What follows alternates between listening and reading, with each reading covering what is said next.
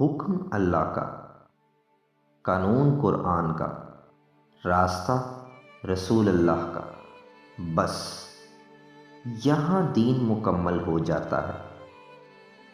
اس سے اضافی جو بھی ہوگا وہ تفرقہ ڈال سکتا ہے، امن دور کر سکتا ہے، فساد پیدا کر سکتا ہے۔